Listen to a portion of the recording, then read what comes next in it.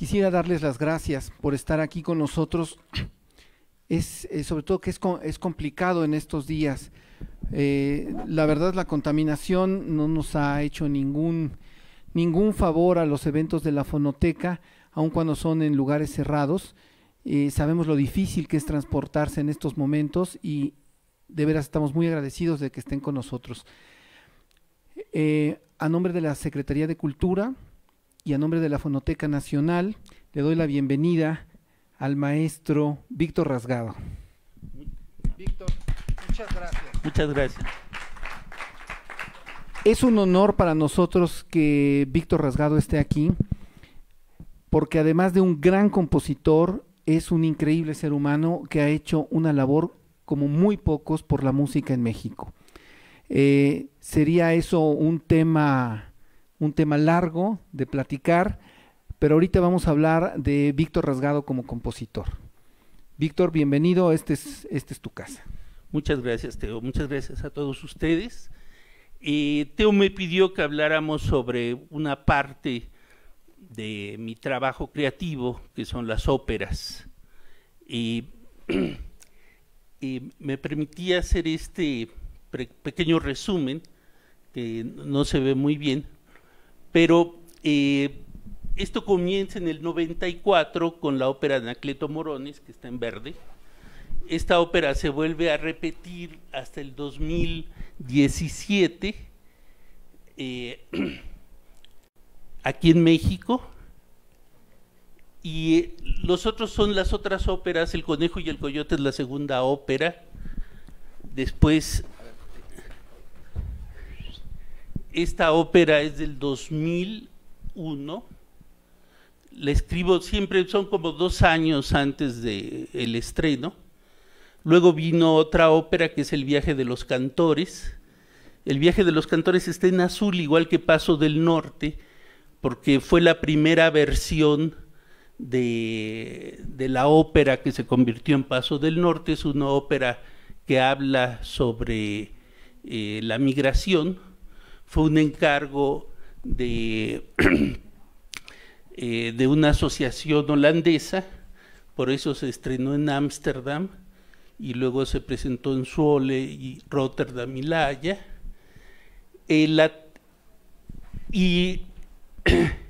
Como les decía, ya pasa más adelante a hacer una versión mucho más grande, que se estrena, creo que acá está.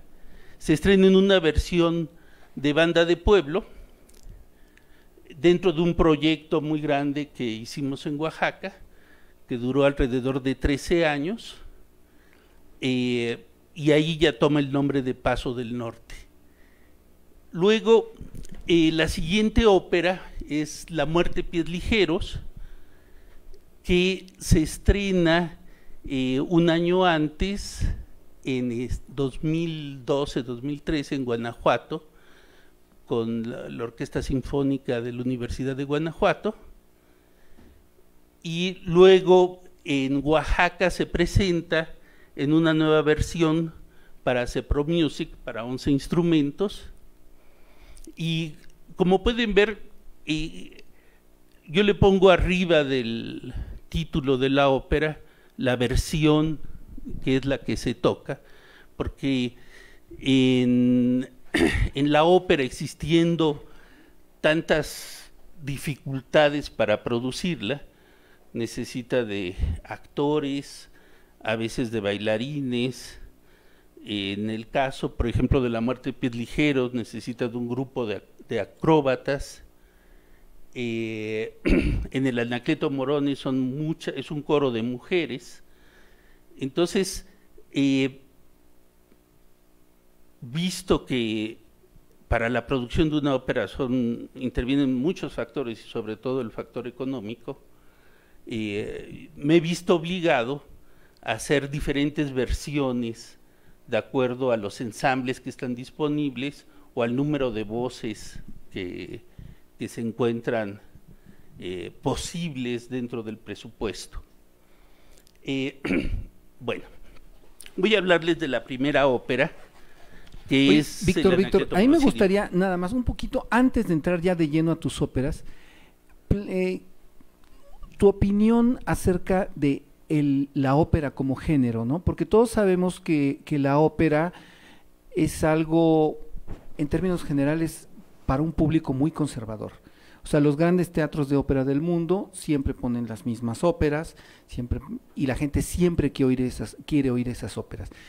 Entonces me gustaría tu opinión de, como compositor, un compositor muy exitoso porque ya lleva 4 óperas, ¿qué es componer ópera en estos momentos, ¿no?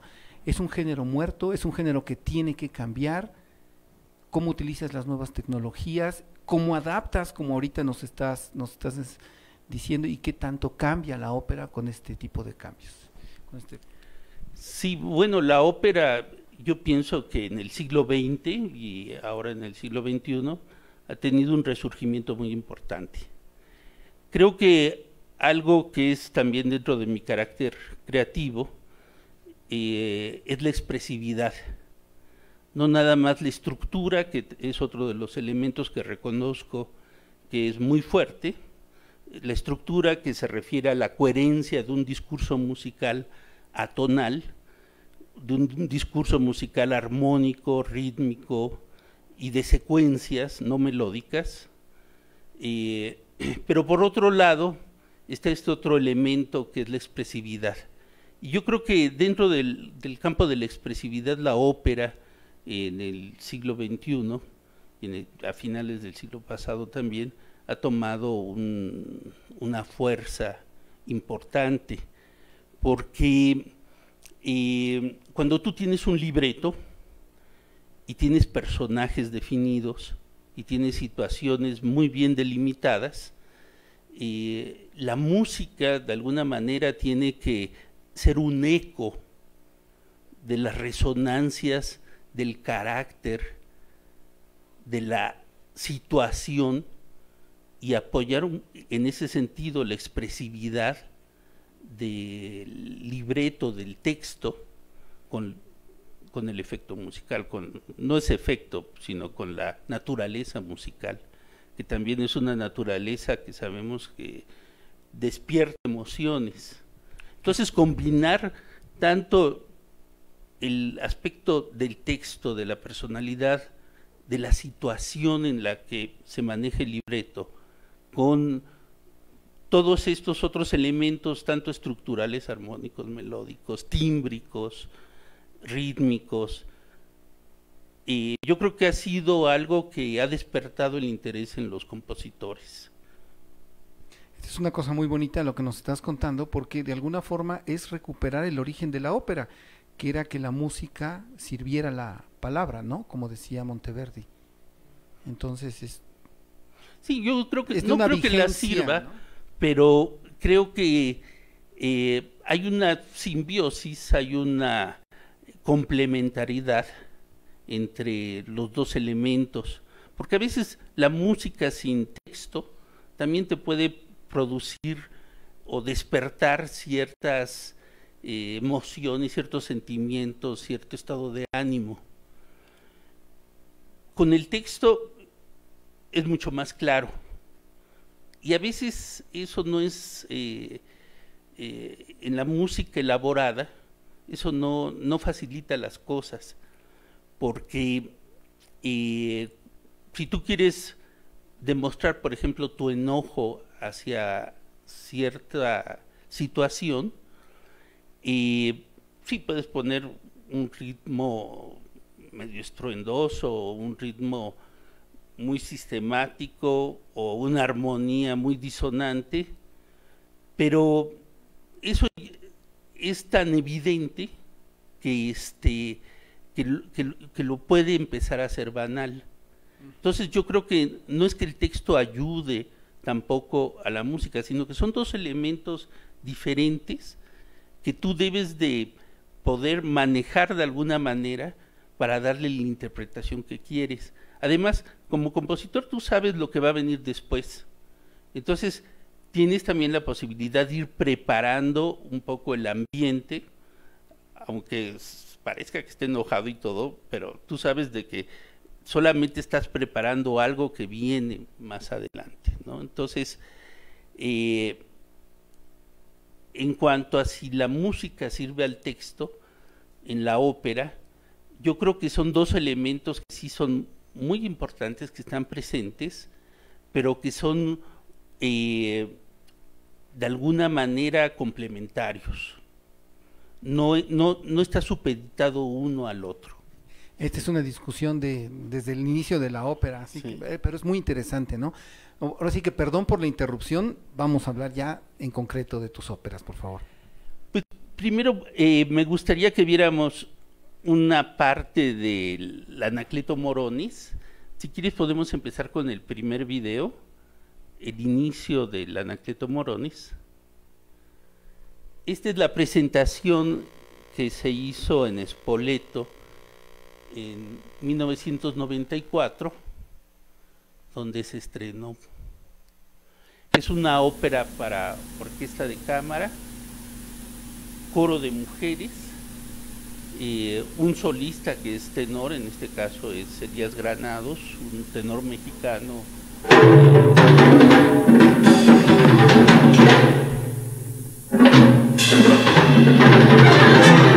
La ópera también tiene cinta magnética. El texto del libreto es de Juan Rulfo sobre el cuento homónimo Anacleto Moronis.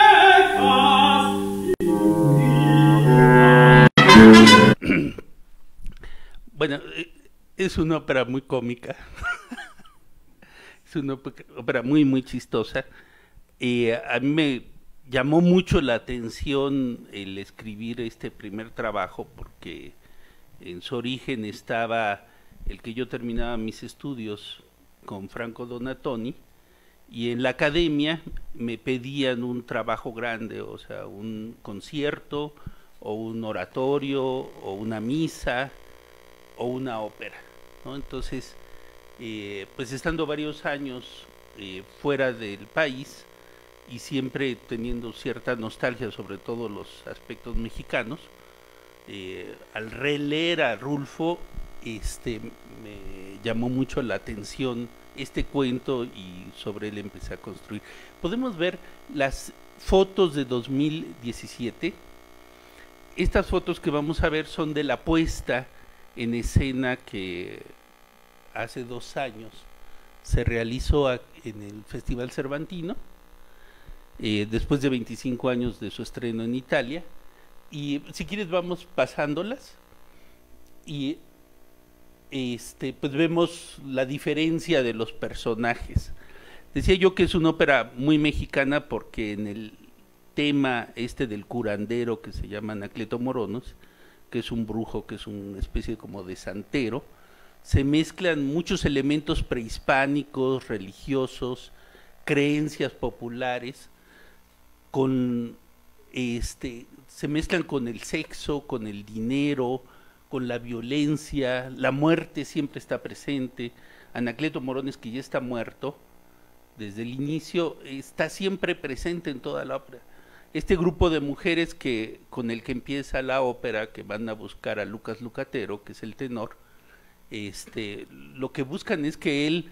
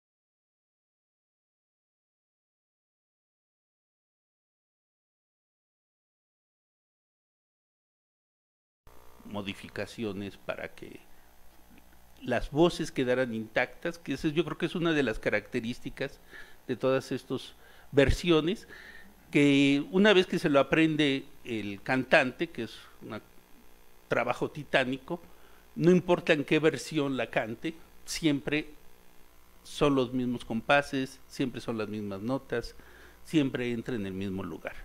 Son los instrumentos los que se hacen bolas, pero ellos tienen la partitura enfrente, entonces no es un problema mayor.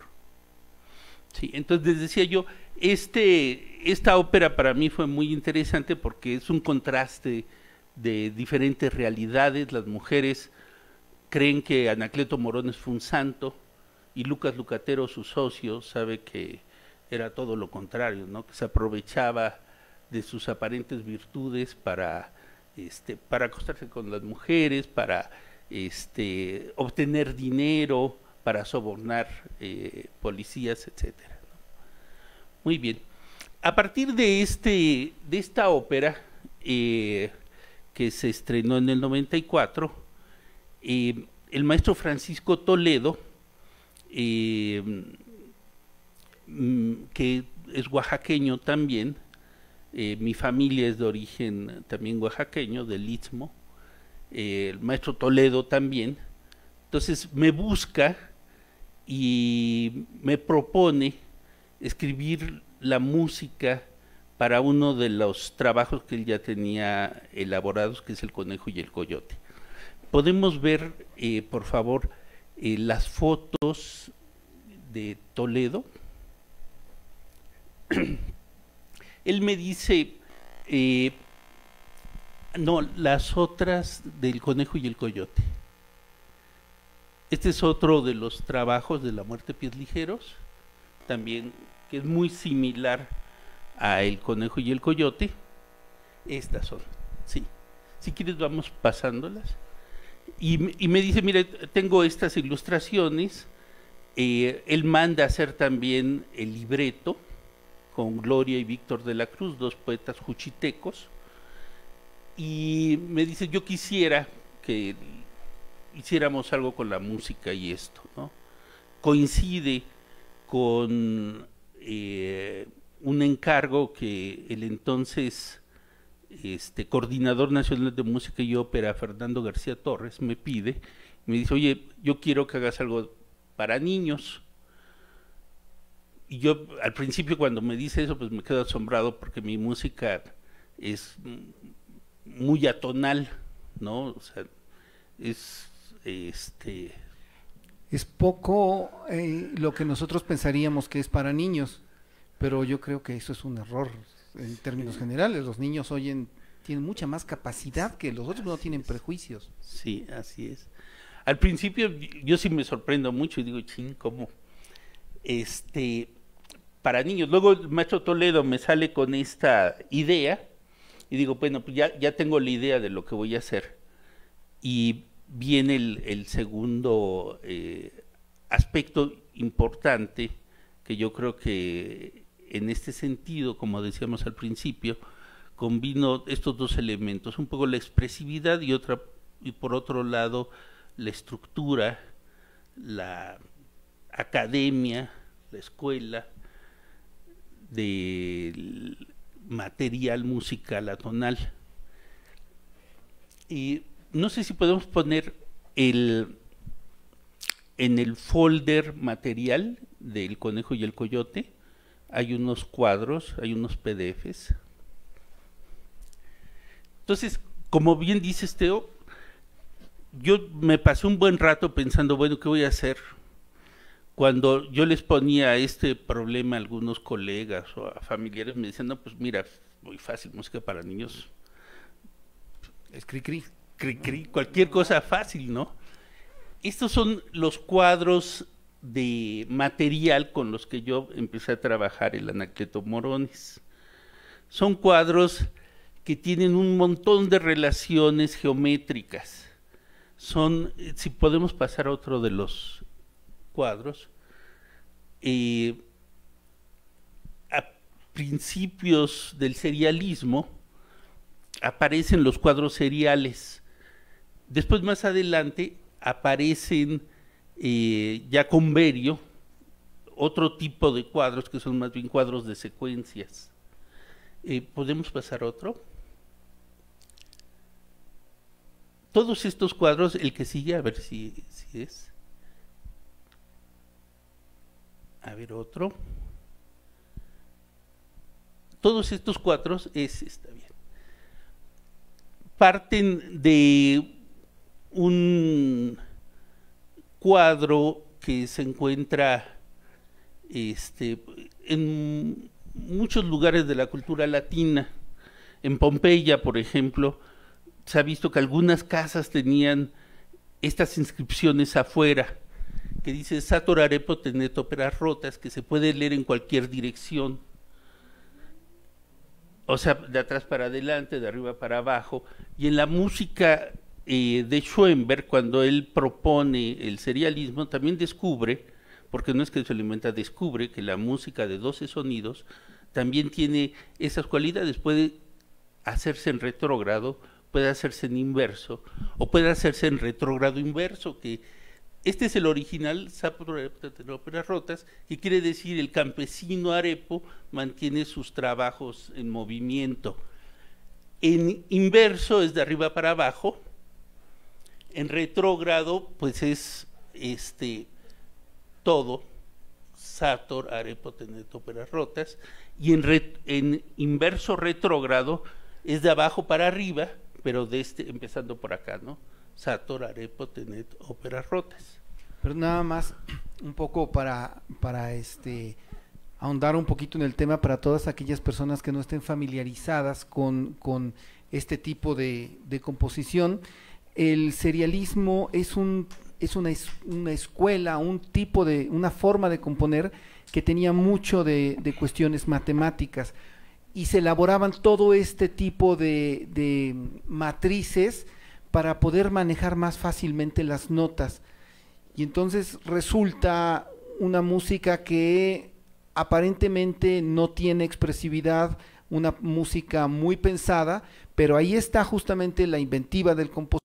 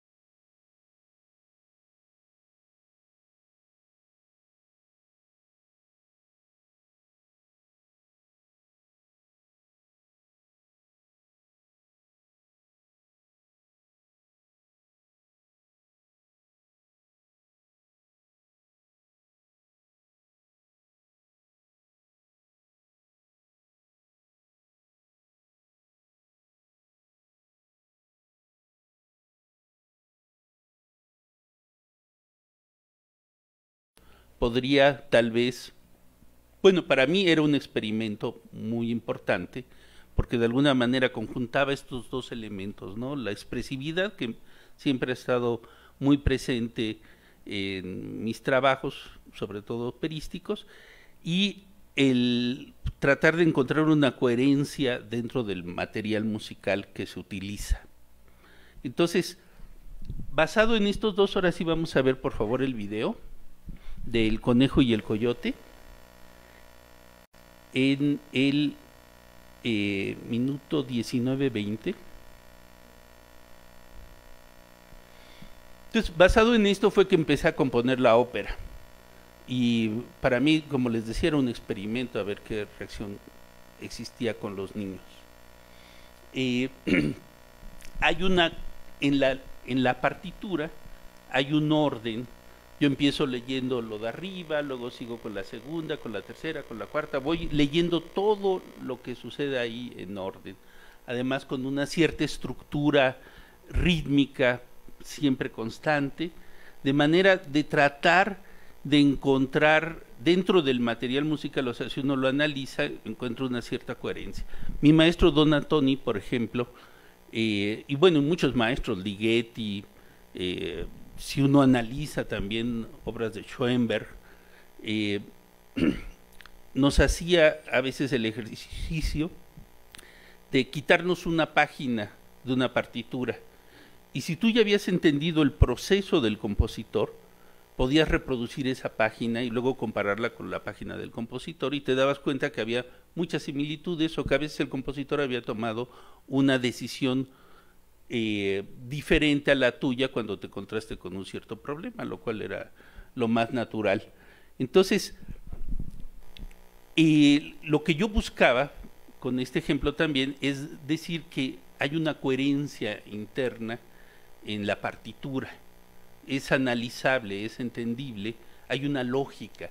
Y mi propuesta, mi hipótesis, era poder transmitir esta coherencia, que no es necesario ni saberla, pero poderla transmitir a que los niños escucharan algo que, aunque no es fácil de recordar ni melódico, por lo menos se percibiera.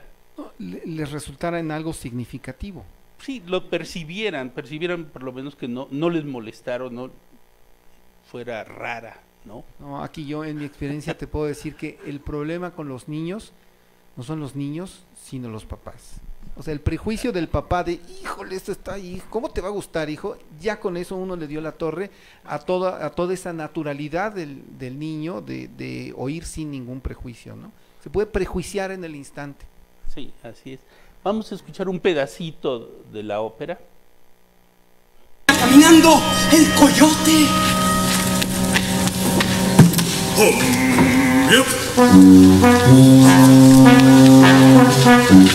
Cuando aparece el coyote.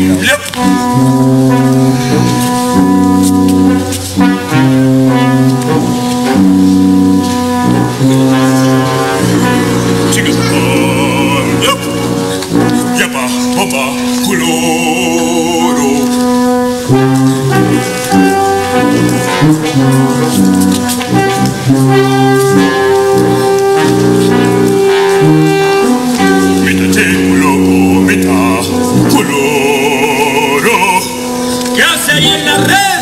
Preguntó el coyote.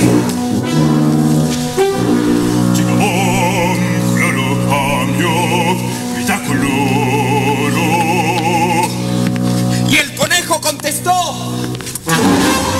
esta gente quiere que me case con su hija, pero yo estoy muy joven. ¿Por qué no te quedas en mi lugar? Mira, ya está hirviendo el agua para el chocolate.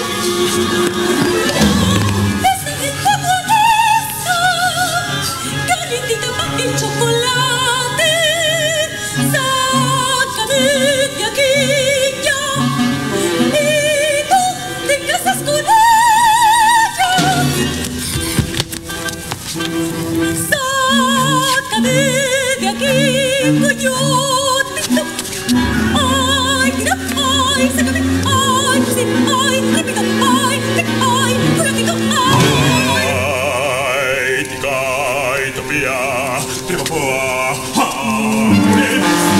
Muchas gracias, coyotito, ya me voy.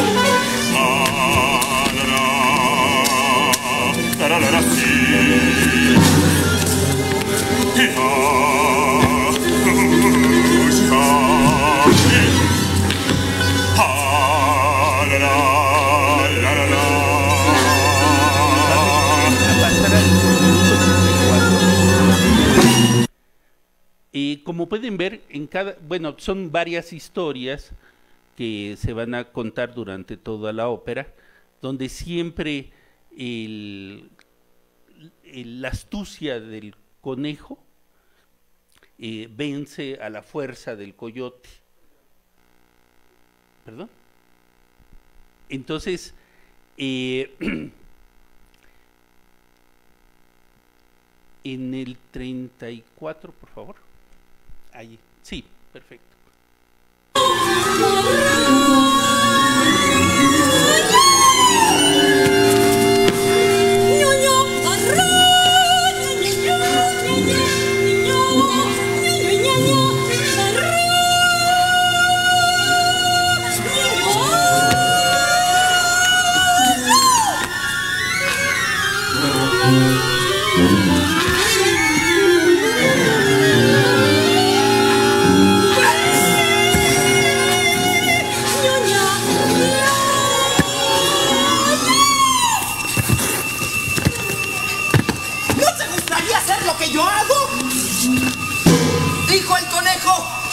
Si ves que alguien se asoma, le pegas con esta vara.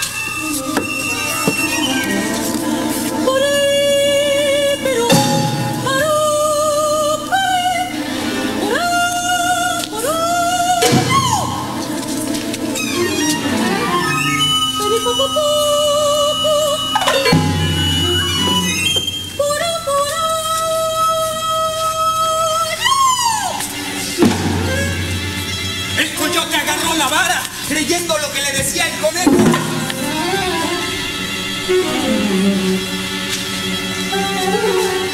Pare pero, pare puripa, para ti, para ti.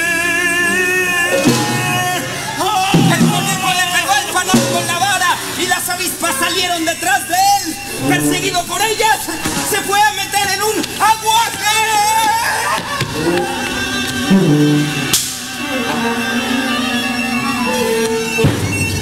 Pare ya.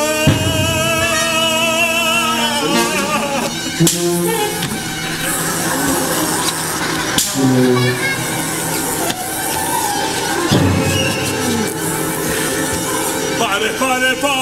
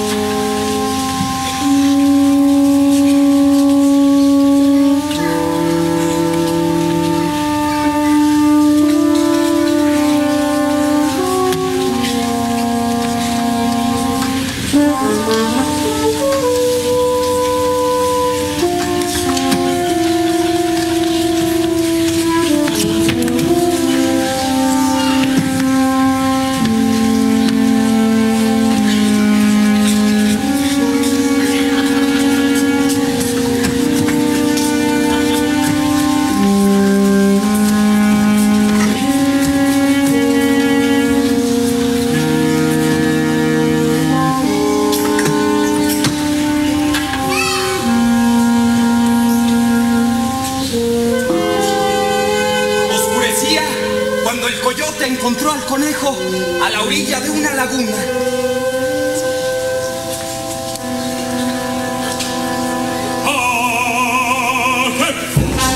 ¿Qué vas a cosir? Te lo decimos. Ahora sí, te voy a llevar.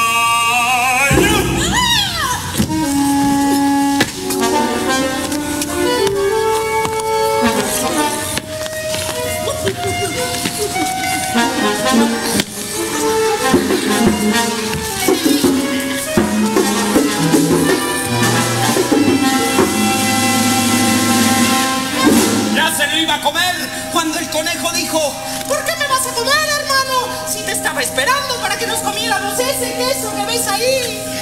Y le señaló la luna que se reflejaba en el agua.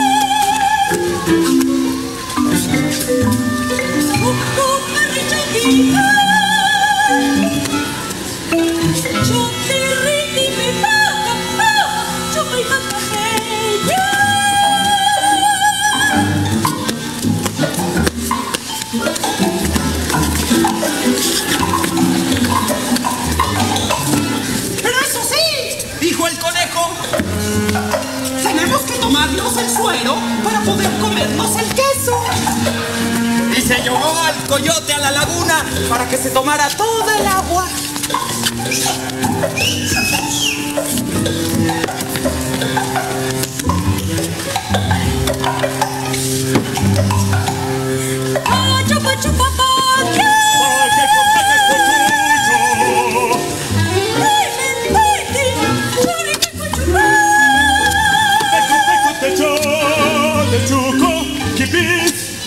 Salud, Cisco, Chapiccio, Patratio, Vete, che ciuppa da faccio. Gla, gla, gla, gla, c'è ciuruca. Gla, gla, gla, gla, c'è verità. Marco, Marco, te fa, salud. E carie, cioccote, vete con.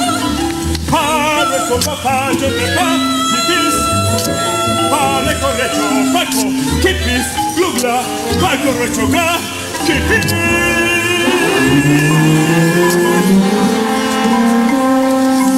No puedo tomar más agua, dijo el coyote. No puedo más, ah, glu, ah. Gla, gla, gla, gla, gla, gla, no puedo más. Toma otro poco, así podrás comer el queso.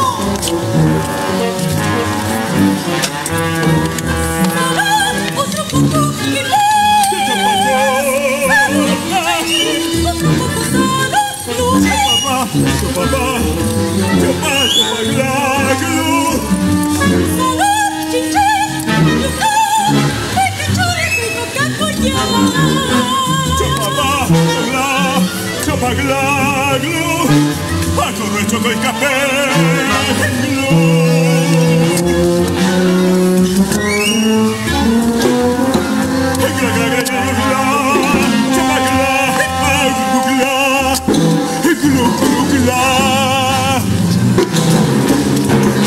Otro traguito.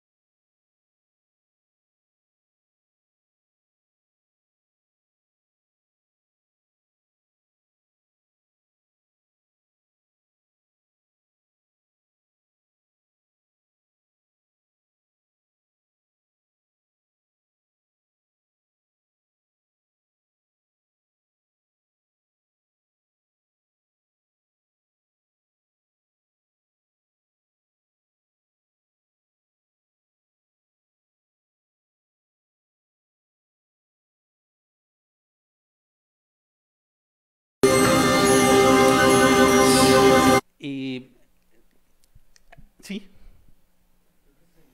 Claro. ¿Es una pregunta?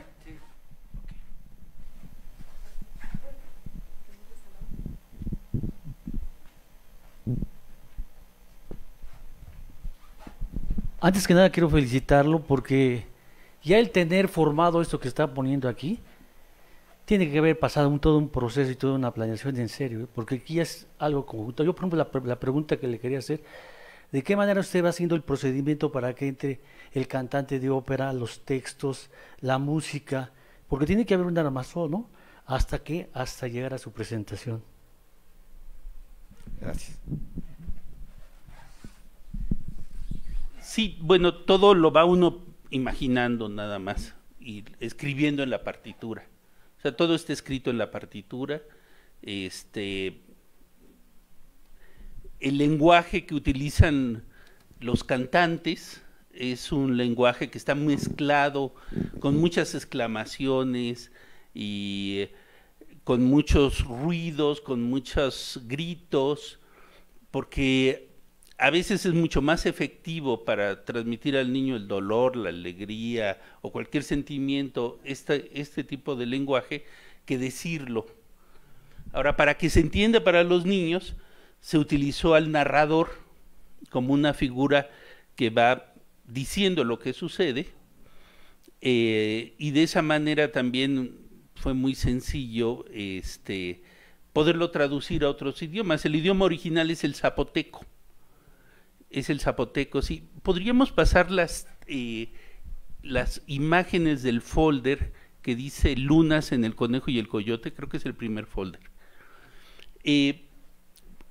Todas estas historias vienen de la cultura zapoteca en Oaxaca, sobre todo en las montañas. Hay muchos cuentos del conejo y el coyote, hay muchísimos, porque ahí hay algo de lagos, pero en las noches la gente, bueno, no había luz hasta hace unos pocos años que llegó la luz. En algunas comunidades la gente se sentaba fuera de sus casas con los vecinos, con la gente de la comunidad a platicar, y los niños también, y en las noches de luna llena veían los niños se iban imaginando la figura del conejo en la luna. Entonces le preguntaban a sus papás, a sus abuelos, oye, ¿y por qué está el conejo ahí en la luna? Dicen, pues ¿cuál conejo, mijo? Pues mira, fíjate bien, se ve el conejo, se le ven, aquí ya los vemos un poco, bueno, ese no, es una cosa, pero acá ya lo vemos un poquito más formado, ¿no? Podemos pasar a la siguiente tal vez. Esa es una foto donde nada más señalan los cráteres y bueno, le pusimos los niños tienen esa imaginación, entonces les preguntan a sus papás, a los abuelos, oye, ¿por qué está el conejo allá? Además, sucede que cuando hay luna llena, generalmente los coyotes aúllan más, no sé por qué exactamente, cuál es el mecanismo, y además el coyote, ¿no? Entonces, los papás o los abuelos recordaban las historias que les habían contado a ellos, también cuando ellos vieron eso, y siempre la van cambiando, ¿no? Entonces por eso iban surgiendo muchas historias acerca del conejo y el coyote y el conejo que llega a la luna. Entonces después de todas, el común denominador de todos estos cuentos es la moraleja, que más vale la inteligencia que la fuerza, ¿no? Entonces, todos los cuentos que se recopilan para este trabajo por parte de Víctor y Gloria de la Cruz y a petición del maestro Toledo, son solamente unos cuantos. Hay muchísimos más que están ahí presentes, pero sobre esa colección y sobre las ilustraciones fue que hice este trabajo, ¿no? Hay otro trabajo después de esto y pasaron algunos años y el maestro Toledo luego me lo volví a encontrar y me dice, oye Víctor, qué bueno que te veo, fíjate que te tengo otro encarguito. Y me da otro cuento que había escrito ahora libreto su hija Natalia y que se llama La muerte pies ligeros. Y es una historia que él se la contó su abuelo Benjamín y que le habla de la muerte a los niños y por eso él quería darle más relevancia. Un tema muy difícil para hablarle a los niños a veces, pero lo hace de una manera muy ingeniosa, muy clara, y el cuento, digamos, como moraleja, es que todos nosotros vamos viviendo día con día una especie de metáfora de saltar la cuerda. Todos los días tenemos que ver de qué manera seguimos adelante, logramos superar todos los obstáculos que se nos presentan, y al día siguiente otra vez tenemos que superar nuevos obstáculos, resolver más problemas, etcétera, y es algo así como saltar a la cuerda. Entonces, cuento de La muerte pies ligeros trata de, si podemos poner por favor el video de La muerte pies ligeros, es el único video desde el principio. Entonces, esta ópera lo que hace es hablar de al principio, que no existía la muerte, el mundo se estaba sobrepoblando,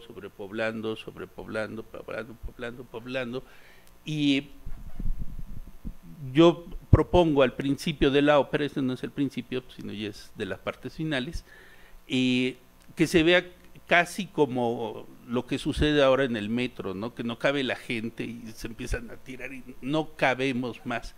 Entonces, que el niño entienda que si no existe este proceso de la muerte, no hay lugar para los que vienen, ¿no? Entonces la muerte, Mictlantecutli, se inventa que para que se vaya limpiando un poco la tierra, va a hacer saltar a los animales y a las personas con la cuerda. Y este juego con la cuerda lo va a hacer con cada uno de los personajes de una manera diferente. Hay pues es casi ya una especialidad olímpica, que es el salto con la cuerda. Y hay con doble cuerda, en diferentes direcciones, en la misma dirección, con 2 gentes adentro, con 3 gentes adentro, con gentes haciendo piruetas y formaciones acrobáticas en el centro.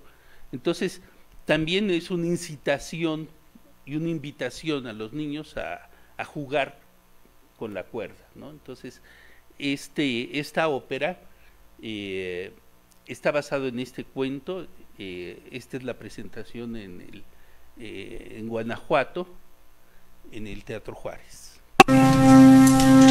¿Alguien más?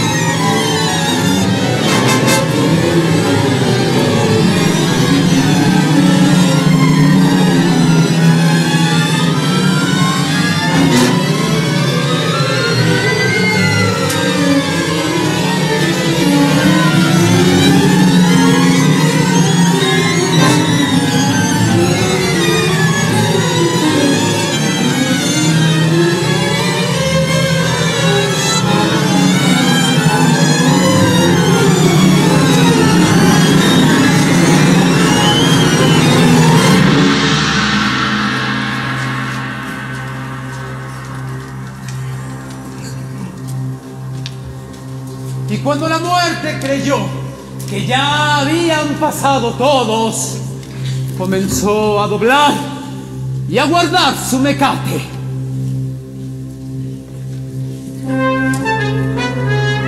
En eso, brincó del monte un chapulín.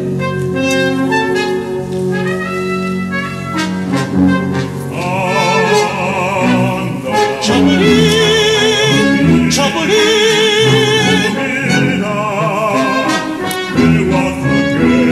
chapulín, chapulín, ven conmigo, te traigo ganas. Y el chapulín comenzó a saltar. Chapulín, baila, baila este rico son. Chapulín, ven conmigo que vamos a gozar. Conmigo este son. Chapulín, baila, baila con la cuerda, sí. Conmigo este rico son.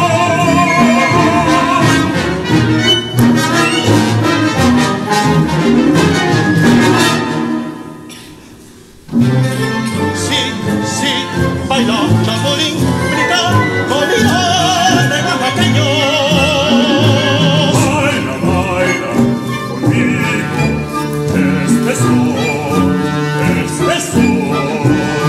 Y que bien brinca, chapulín, brinca, sí, chapulín.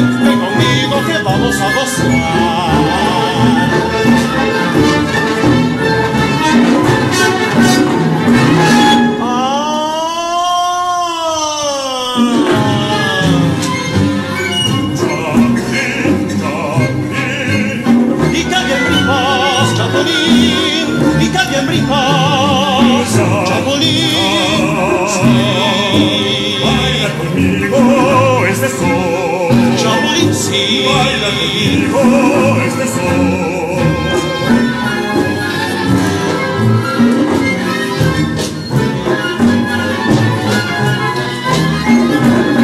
Y no te cansas, Chapulín, sí.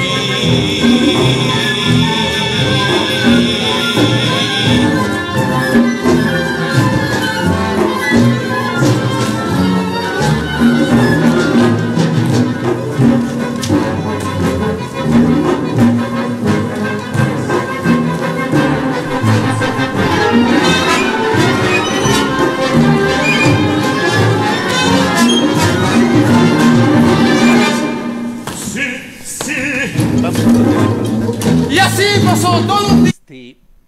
Bueno, sale el Chapulín, es el último personaje, y el Chapulín, pues su naturaleza es saltar. Entonces la muerte está ahí con Mictlantecutli dándole y dándole, y el Chapulín, pues no se muere porque es su naturaleza.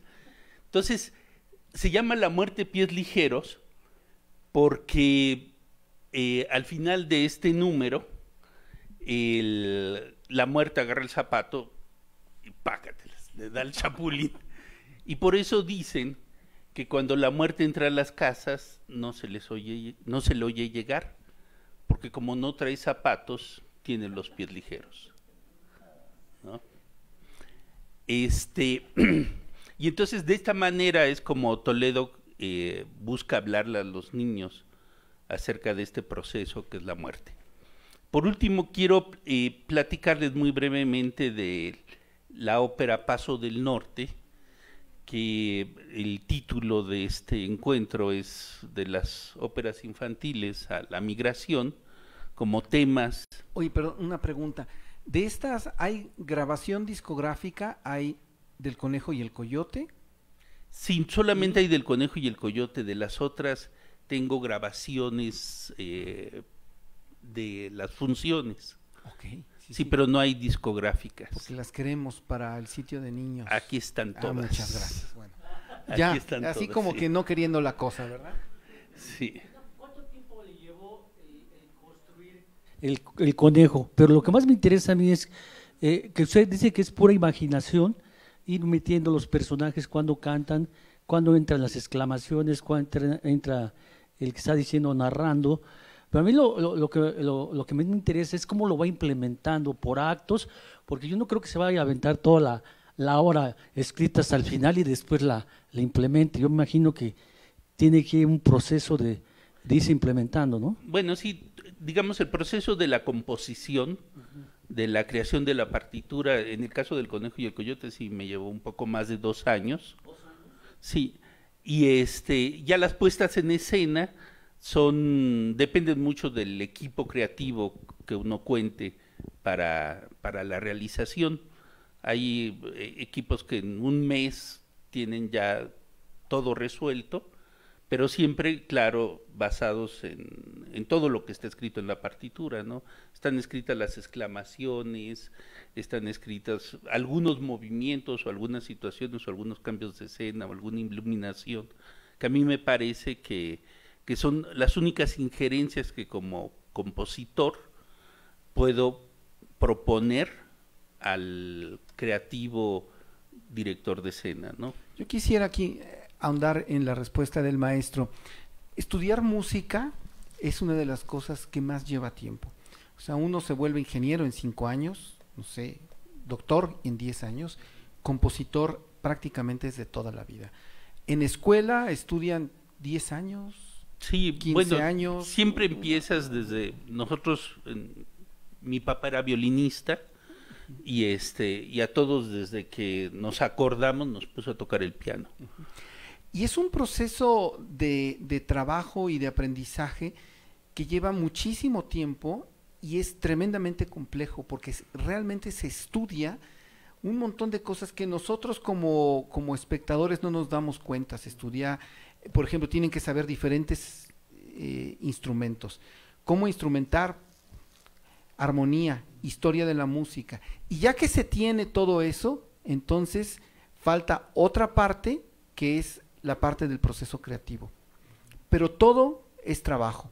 O sea, atrás de un compositor, ¿se entiende? De un buen compositor, existen años y años y años de trabajo. En este sentido, me gustaría citar lo que decía Tchaikovsky. A Tchaikovsky una vez le dijeron, maestro, ¿y usted cómo le llega la inspiración? Y me dice, llega cuando estoy trabajando. O sea, si no se trabaja, no hay inspiración. Es, digo, 80, 90% estar dándole y 10% de, ay, qué genial soy, ¿no? O sea, la verdad no hay. Sí, eso no hay secreto, pues. No es. La otra pregunta de la muerte con pies ligeros, lo mismo. ¿Qué tiempo le llevó a hacer toda la estructura y su implementación?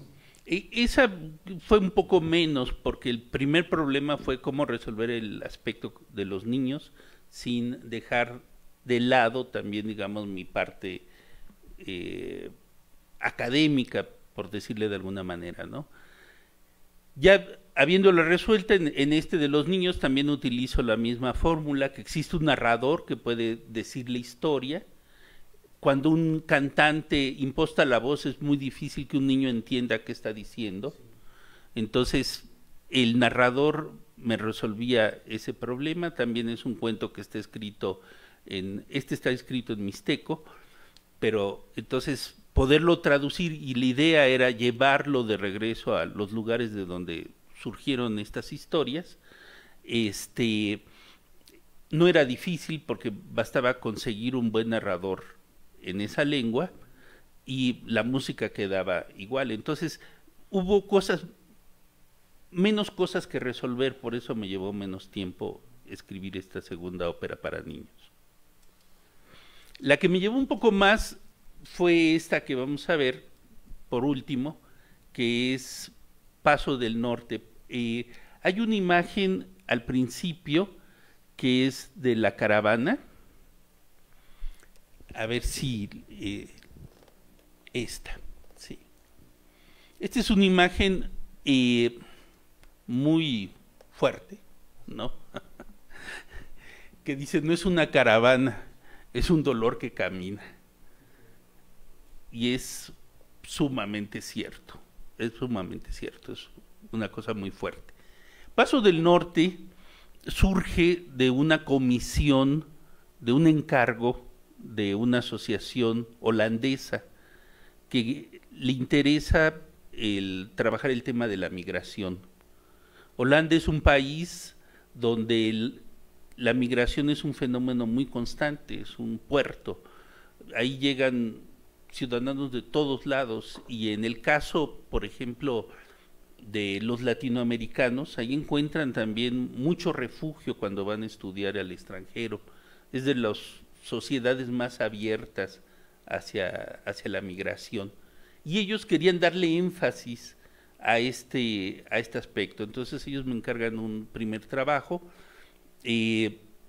Está basada la idea en un hecho real, un grupo de migrantes mexicanos que para pasar la frontera se suben a un vagón de tren. Podemos ver la segunda imagen. Se suben a un vagón de tren y el tren se para, al parecer se descompone.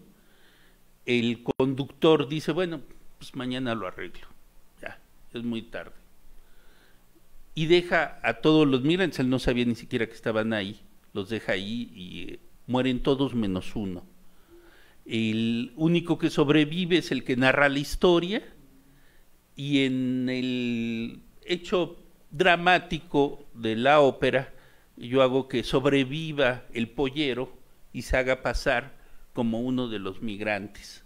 Entonces eso también le da otro tipo de lectura muy interesante, porque al final las autoridades gringas le otorgan la nacionalidad al sobreviviente y él con eso pues puede seguir haciendo sus negocios más fácilmente, ¿no? Entonces, por favor, ¿podemos poner el video desde el principio?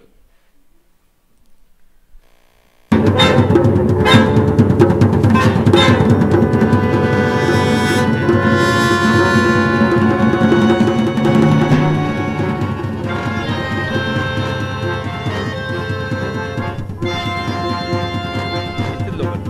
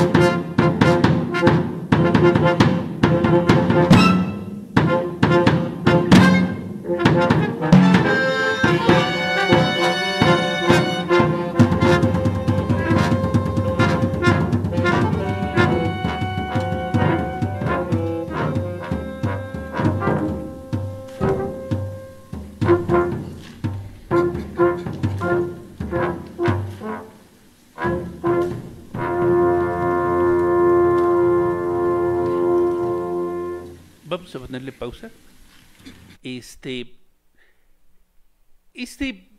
Esta ópera forma parte de un proyecto muy amplio que desarrollamos en Oaxaca durante muchos años, donde se instauró un diplomado en composición para bandas, porque la banda es una formación musical muy menospreciada y olvidada por los compositores académicos. Hicimos también algunas publicaciones de partituras nuevas para banda, asimismo muchos conciertos con música nueva para banda. Instauramos un concurso iberoamericano de composición para banda, donde en la primera edición ganó un compositor de Portugal, y en la segunda edición fue un concurso bianual, ganó un compositor de Venezuela. Todo esto aunado al taller de creación musical, que fue un trabajo que realizamos con María Cristina, mi compañera, y yo durante 13 años en Oaxaca. Hicimos también posteriormente, gracias al apoyo de muchos de los músicos que participaron aquí, un diplomado en nuevos ensambles de música de cámara, porque nos dimos cuenta que muchos de los muchachos que tocan en las bandas, lo que necesitan para perfeccionarse es salir de las bandas y tocar en grupos de cámara más pequeños, con maestros especializados que les den las indicaciones adecuadas para ir perfeccionándose dentro de la práctica, no nada fuera de la práctica, porque esa es la vida diaria en la que ellos están envueltos, ¿no? Entonces, quiero mostrarles, este es una ópera para banda de pueblo, y fue un proyecto muy grande donde nos apoyó la Coordinación Nacional de Bandas del Fomento Musical con el maestro Arturo Quesadas, y quiero mostrarles un video que el Centro de Integración Social número 8 de Sogocho, que es la banda que toca esta obra, hicieron y subieron y está en la red. Pero bueno, yo lo bajé para mostrárselos porque es muy interesante. Si pudiéramos ver el video que está ahí en Paso del Norte, el otro video. En este video, bueno, yo me lo encontré un día y muestra lo que los maestros que fue un grupo de maestros a trabajar con la gente, con los muchachos de Sogocho, con los niños de Sogocho. Sogocho es una especie de internado, así funcionan los conservatorios indígenas en Oaxaca. Son tan lejas las otras comunidades que son tan lejanas las otras comunidades que los niños van y viven en la escuela. Esto hay que hacer boquilla, si quieren sentir los beneficios, media hora diario van a ver qué gran beneficio. En una semana van a notar la diferencia. Ok, lo mismo. 1, 2, 3, doble corte. ¿Qué pasó? 2,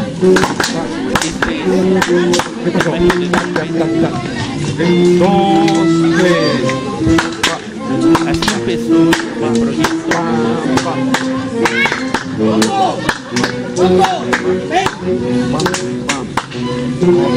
A ver, tocando del principio. Fuera.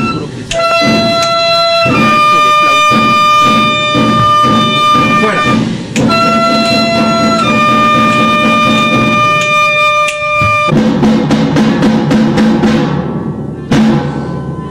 Iván Manzanilla, una gran persona.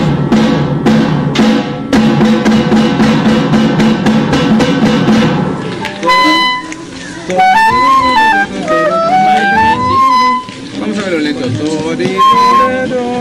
Vamos ahí.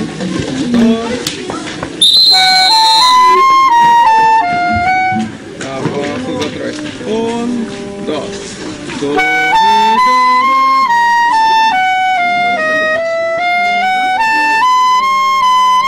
Última vez. Y ahora cómo está articulado. A ver. Do, re, mi, sol. Fernando Domínguez. Tararara. sí, la misma cosa, compás 40, ahora sí 39 para pegar esta idea. Compás 39.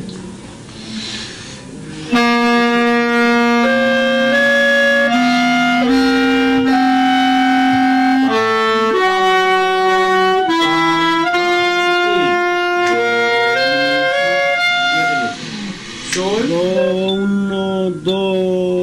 si, do, si, sol, do, sol, si, do, sol, si, do, si, sol, es medio trabajo. Exactamente. Ahora vamos a hacerlo otra vez. Sí, letra B sería 1, 2, 3, 2.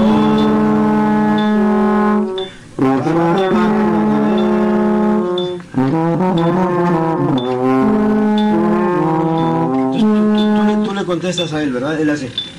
Sol, si, do, sol, si, do, si, do, si, do, sol. Vamos a dejarle la pausa. Cuando empezamos nosotros el proyecto dijimos, no, pues imposible. Ellos decían, oye, está bien, es que está horrible.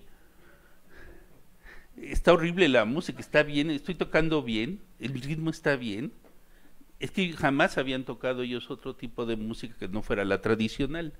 Entonces, y después decían, bueno, de eso nos enteramos más adelante cuando ya dejamos de trabajar con ellos ahí en Sogocho y nos fuimos todos a Oaxaca a montarlo con las cantantes, bueno, con Lourdes Ambrís, Benito Navarro, Juan Carlos Muñoz, que fueron los cantantes, y decían ellos, ¿y qué es eso de la ópera?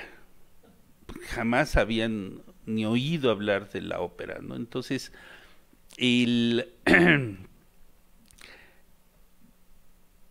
después les pusimos una televisión abajo en el foso para que vieran qué es lo que estaba sucediendo arriba en los ensayos y entendieran de qué se trataba. Eso fue muy interesante porque entonces vieron que se trataba de una ópera sobre la migración y muchos de ellos tenían a sus papás, vivían con sus abuelos porque sus papás están del otro lado. Entonces para ellos era un fenómeno pues muy cercano. Ellos se lo tomaron muy en serio el trabajo de toda la ópera. Para terminar vamos a regresar al primer video y ponemos el minuto 36, que es una última escena de la ópera. Y una anécdota es que luego los trajimos a México, nos presentamos en el Teatro Julio Castillo. Era el día del músico, era un día que celebraron los tramoyistas, no sé si era día del músico, no creo que hubiera sido día del músico, era otro día, pero los tramoyistas celebraron.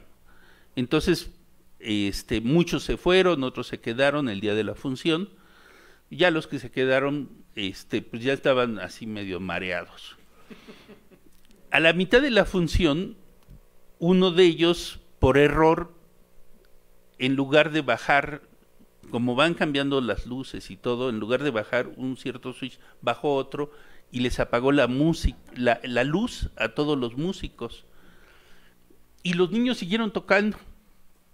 El director se quedó así porque dice, es que yo no sé ni me están viendo. Ni me están viendo. Y los niños siguieron tocando. Y es que ellos se aprenden casi toda la música de memoria. Pero el director no sabía que ya se la sabían de memoria. Y todo siguió abajo hasta que resolvieron el problema, prendieron las luces y el director dijo, ¿dónde vamos? Y ya los alcanzó y siguió, pero nosotros no nos dimos cuenta. Hasta después él nos comentó que ellos ya se lo sabían de memoria. Impresionante. Impresionante. Y además, Oaxaca sigue siendo a la fecha un semillero de todo lo que tiene que ver con instrumentos de aliento, sí, ¿no? De bandas, sí. Sí, sobre todo en ciertas zonas, en las zonas serranas. Pero muchas de las orquestas de aquí del centro, muchas tienen músicos oaxaqueños que son de primerísima. Sí, de primerísima. Sí. Sí, el minuto 36 nada más para ver un pedacito de la ópera, ¿sí? Así. Adel, eso, sí.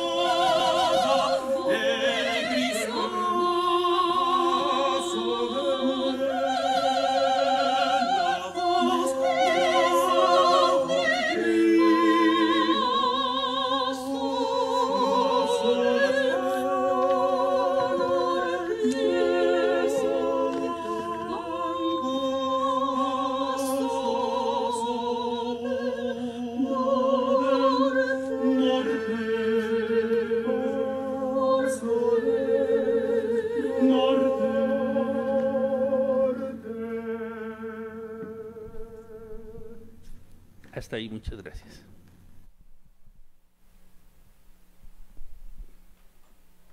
Pues como nos hemos podido dar cuenta, esta producción de Víctor Rasgado es una producción que no solo se hace con técnica, con saber hacer las cosas, sino con un profundo amor.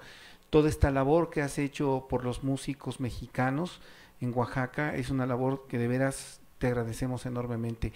Pues no me queda más que felicitarte por estas óperas fantásticas, ¿no?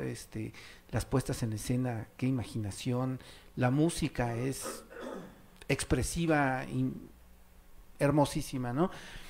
Muchas gracias. Pues, ¿qué puedo decir? La Fonoteca Nacional se enorgullece de haber tenido al maestro Víctor Rasgado. Víctor, un pequeñísimo reconocimiento. Perdón, ya se me está cayendo. Un pequeñísimo reconocimiento. Muchas gracias. Aquí, con un libro de la Fonoteca. Gracias por haber estado aquí. Y les recordamos que estas sesiones de escucha son grabadas y después van a poder ser escuchadas en la Audioteca Octavio Paz de la Fonoteca Nacional en forma absolutamente libre y gratuita. Y esto enriquece además las grabaciones que nosotros tenemos del maestro Víctor Rasgado como una referencia. De veras, Víctor, muchísimas gracias. Al contrario, gracias a ustedes.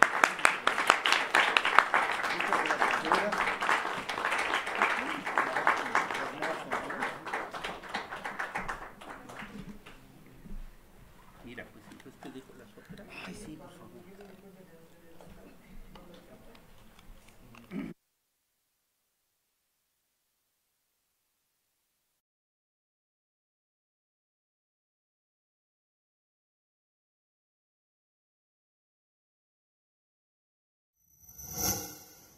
Gobierno de México.